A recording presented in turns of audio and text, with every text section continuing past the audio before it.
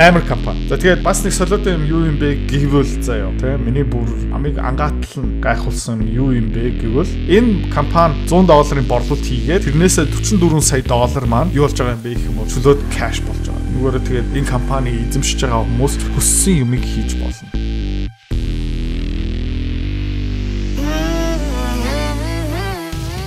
Энэ компани хувьцаа яг өнгөрсөн жилийн 5 сарын 25-нд хитийн ханштай байсан бэ гэх юм бол $196 ханштай байсан. $196 ханштай байсан. За, өнгөрсөн жилийн 9 сард нэг хүн надаас энийг хараад өгөөч гэж асуусан. Би аль тарсан гэл хэрэггүй байна гэж хэлсэн. За, манай бас нэг хөрөнгө олт хамт хийдэг ах надаас асуусан. Надаас бараг 20 дахин том хөрөнгө олтын багцтай ах. За.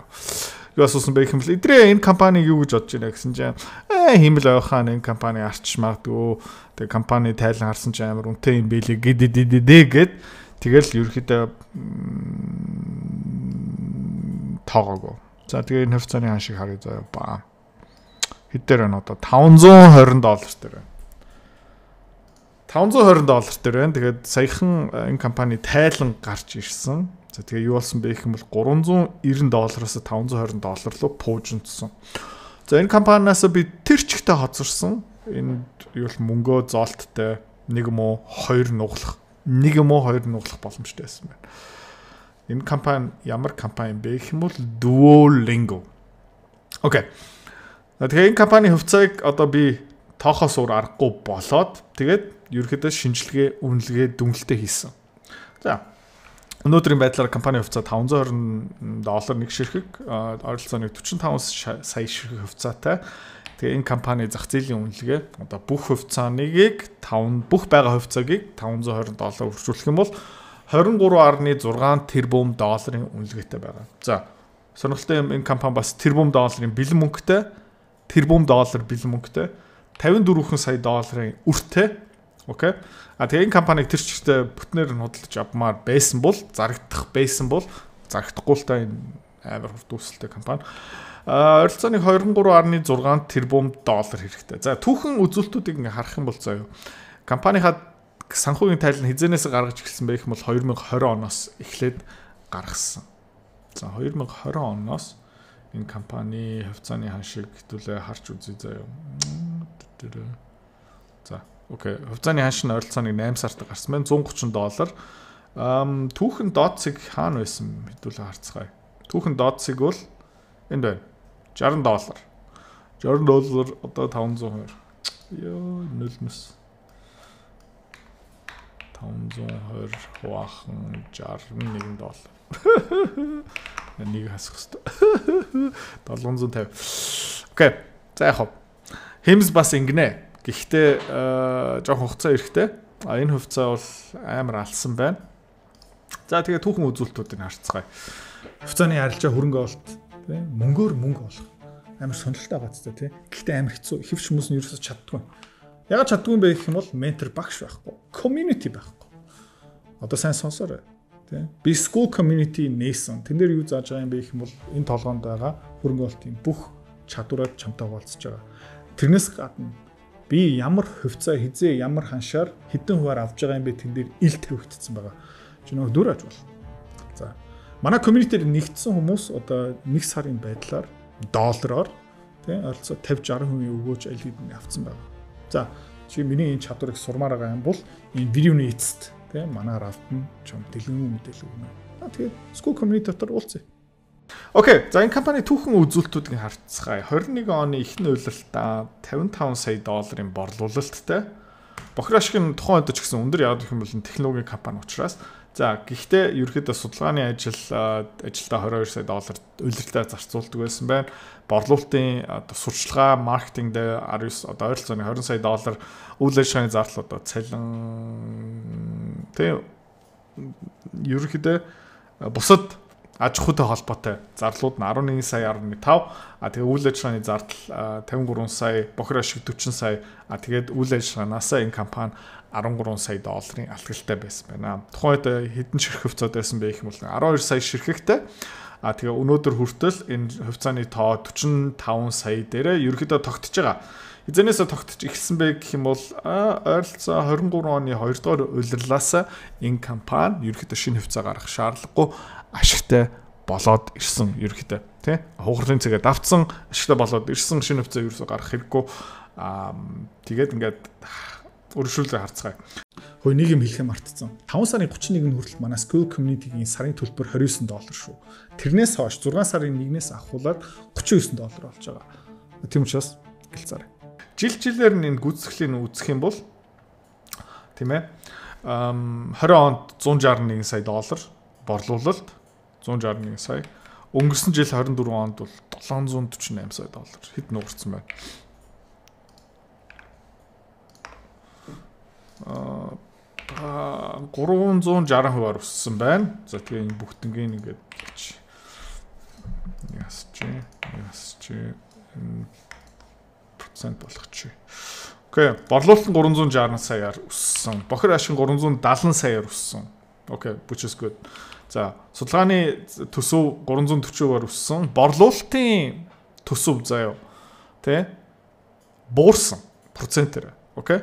Ерөнхийдөө энэ илүү бүтэмжтэй болсон. Одоо жишээлбэл энэ компани юу хийсэн бэ гэх юм бол $35 сая 20 онд зарцуулаад тэ маркетингда борлуулалтнаа $160 сая олсон.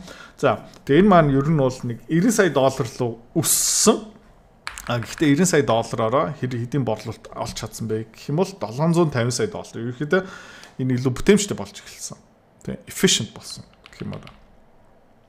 За тэгээд general and administrative ерхий тэ management бас борлуулалтаасаа бага өсөлттэй байсан. Тийм учраас энэ компани цэвэр ашиг маань хаадаг харж байгаа юм бол энэ жоохон буруу байна л да. Энийг юугаар үтсэж заяа. Цэвэр ашиг маань тэ хасах $15 сая байсан бол $88 сая цэвэр ашигтай болсон. Хамгийн гайхалтай юм юу юм бэ гэх юм бол энэ мөнгөн урсгал заяа.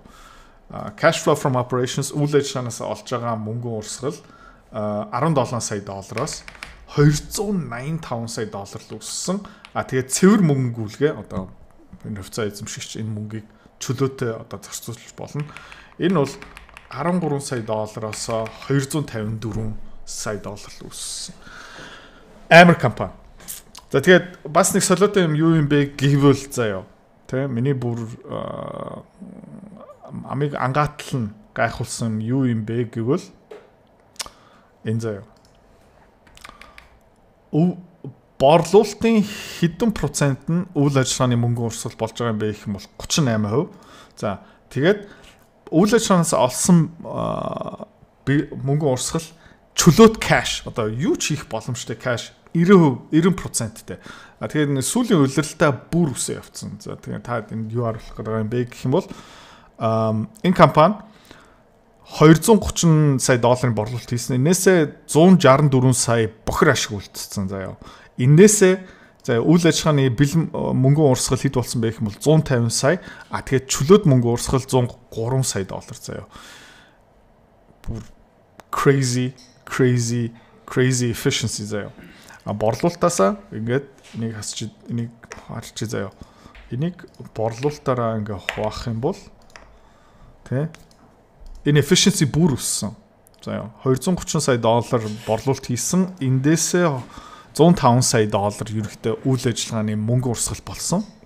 Тэгээд бүр гайхалтай юм бэ гэх юм бол $103 сая чөлөөт мөнгөн урсгал free cash flow гараад ирсэн. Энийг борлуулалтаа вараах юм бол 44%. Энэ компани $100 борлуулалт хийгээд тэрнээсээ $44 сая маань юу болж байгаа юм бэ гэх юм бол чөлөөт cash болж байгаа. Нүгээрээ тэгээд энэ компани эзэмшиж байгаа хүмүүс хүссэн юмыг хийж болно. Ганц нэг муу мэдээ байгаа энэ компани. Тэр юу юм бэ гэх юм бол энэ борлуулалтын өсөлт нь. Тийм борлуулалтын өсөлт нь ингээд жилээр нь харах юм бол одоо жишээлбэл 22 оны эхний улирал 23 оны эхний улирал 44%-аар өссөн жилийн хооронд. 23 оноос 24 оны эхний улиралтай ингээд харьцуулах нь 44%-аар өссөн. Гэхдээ 24 оноос 25 оны эхний улирал 37% л өссөн. За тэгээд ганц шүүмжлэх нь юу байгаа юм бэ гэх юм бол энэ компани хувьд те борлуулалтын орлого нь жоохон ударшиж байгаа. За тийм учраас хэдүүлээ projection-ээр юу хийж байгаа юм бэ гэх юм бол борлуулалтын өсөлт маань 37%. Тэ 26 онд бол 32%, 27%, 22%, 20% гэл тавьсан байгаа. Тэгээ би юу хийсэн бэ гэх юм бол энэ компани үнэлгээ өнөөдөр одоо нэг хувьцаа $520 сая дээр арилжаалагдж байгаа шүү дээ. Тэгээ би юу хийсэн бэ гэх юм бол энэ компани үнэлгээнд яаж хүрч байгаа юм бэ? Одоо $521. Энд яаж хүрч байгаа юм бэ гэх юм бол би ийм assumption-уудыг зүгээр ингээд тавьсан байгаа тийм. Борлуулалт маань ирэх 1 2 3 4 5 6 жилийн хугацаанд ийм процентээр өсөх ёстой 37-оос 20% хооронд. За, борлуулалтаасаа 44%-аас 48% ерөнхийдөө үйл ажиллагааны мөнгө урсгал болно. Тэгээ үйл ажиллагаанаас олсон мөнгө урсгалын 92-оос 90% нь free cash flow болох юм байна. Яг гэх юм бол энэ компани super efficient. За, тэгээ ингэж өсч чадаад хугацааны эцэст 2030 оноос ахуулаад бүр түүхэн одоо энэ компани байхгүй бол хүртлээр 6% өссөн гэж тавьсан байгаа. Тэгээд ямар үнэлгээ гарч байгаа юм бэ гэх юм бол $521. За, тэгээ зах зээлийн энэ компаниг нөх амар солиотой үнэлэхгүй байгаа. Гэхдээ хэдүүлээ одоо юу хийсэн бэ гэх юм бол энэ таамаг зөв үү? Тэ? Энийг арай консерватив авсан дээр юм уу? Энийг жоох арай агрессив авсан дээр юм уу? Тэгээд хэдүүлээ одоо өөрийнхөө үнэлгээндээ хүрцгээе. За, тэгээ энэ бол ганцхан одоо манай school community-д нээлттэй. Тэгээд таад энэ донд тэ энэ Duolingo хувьцааг авсан хүмүүст баяр хүргэе, амар гоё хөрөнгө оруулалт хийсэн байна. Тэгээд одоо ерөөхдөө би юу хармаар байна гэх юм бол бодит үнэлгээ нь муу юм уу? Арай хямдхан байна уу? Одоо авах хэрэгтэй юм уу? Үгүй юм уу? Тэгээ энийг одоо дараагийн шатны хийчнэ. Хэрвээ та манай эдгээр цэцэрлэг бит хоёрын Earn Invest Be Free School Community-д нэгтгэхийг хүсвэл яг одоо үзэж байгаа бичлэгийнхаа хамгийн ихний линктээр дараарай. Линктээр дарснаар манай School Community-гийн ерөнхий мэдээлэл гарч ирэх ба хамгийн түрүүнд та school дээр өөрийнхөө профайлыг үүсгэх юм. Профайлаа үүсгэхийн тулд та заавал нэг зураг, өөрийн овог, нэр болон мэйл хаягаа оруулах шаардлагатай. Профайлаа үүсгэсний дараа та join гэж дараад Visa карта холбоно. Visa карта холбосноор сарын $29 төлбөр нь шууд татагдаад та манай community-д нэвтрэх эрхтэй болно. Манай community-д орж ирснээр юу байгаа юм бэ гэвэл одоо аль хэдийн 10 компанийн үнэлгээ, түүний Excel файл, давтамжтай ордог зах зээлийн шинжилгээ, судалгаа болон анхан шатны бүх суурь мэдээллүүд орсон байгаа. Мөн та надтай холбогдоод бүх зүйлээ асуух боломжтой. Хэрвээ танд сонирхолтой санагдчих байвал манай community-д нэгдээрэй.